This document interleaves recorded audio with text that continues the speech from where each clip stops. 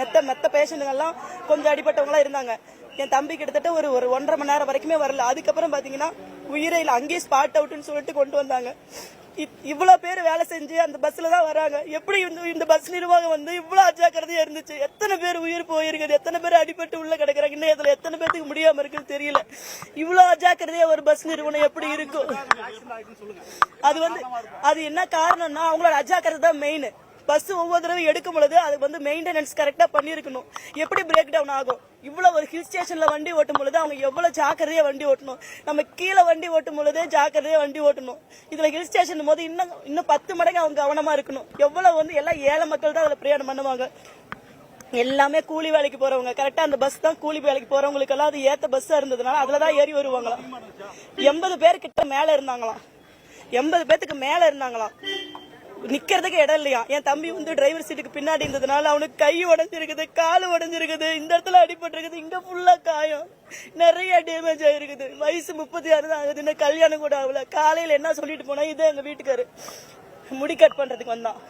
இது மாதிரி இவருக்கு சுகர், காலில் புண்ணு இருக்கு, புண்ணு இன்ஃபெக்ஷன் ஆயிருக்குது, வேலைக்கெல்லாம் போகக்கூடாதுன்னு சொல்லிட்டாங்க. உடனே எங்க அம்மா சொல்லியிருக்காங்க வந்து, அம்மா நீ வேலைக்கு போகாத, நான் இன்னைக்கு வேலைக்கு போறேன், ஒரு நேத்து கூலி நான் உனக்கு 500 ரூபா கொடுக்குறேன், டெய்லி சம்பளம் வாங்கிட்டு வந்து நான் உனக்கு கொடுக்குறேன், நீ வேலைக்கு போவாத அம்மா, புண்ணு நல்லா வர வரைக்கும் வேலைக்கு போவாதுன்னு சொல்லிட்டு 500 ரூபா கையில கொடுத்துட்டு இவர்கிட்ட முடி கட் பண்ணிட்டு போயிட்டு வந்து போன பையனை திரும்ப நைட்ல வந்து நாங்க சாயந்தரத்துல கண்ணில் பார்க்க முடியல. இந்த பஸ்ல ஏறின பாலா போன பஸ்ல ஏறி என் பையனோட உயிர் போயிருச்சு.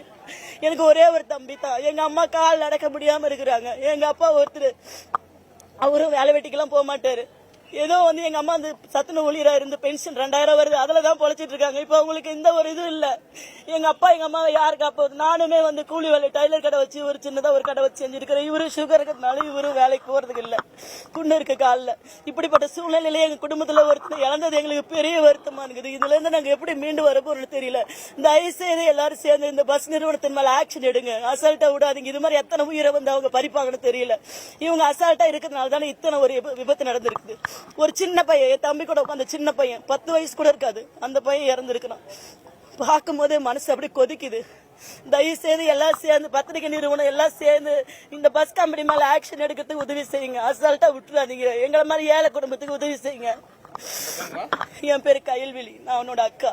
இல்லை, நாங்கள் வந்து இப்போ ஏற்காட்டிலேருந்து நாங்கள் வந்து எங்களுக்கு ஃபோன் பண்ணி சொன்னாங்க, இந்த மாதிரி வந்து பஸ்ஸு கவுந்துருச்சு, நம்மளுக்கு வந்து 13வது டர்ன்லேருந்து 11வது டர்னில் வந்து பஸ்ஸு விழுந்துருச்சு. இதில் வர்றவங்க எல்லாமே கூலி தொழிலாளர்கள். ஈவினிங் வேலையை முடிச்சுட்டு சேலம் போகிறவங்க. சேலத்துலேருந்து காலையில் இந்த பஸ்ஸில் தான் வருவாங்க, 10:30 மணிக்கு ஈவினிங் போவாங்க. இந்த மாதிரி நேரத்தில் இந்த பஸ் வந்து அதிக கூட்டம், அதிக ரஸ்ஸு, ஒரு 80 டிக்கெட் பக்கம் ஏற்றிட்டு வராங்க. அந்த மாதிரி வர்றப்ப அந்த டர்ன் வந்து டிரைவர் கட்டுப்பாட்டை மீறி கீழே விழுந்துருச்சு.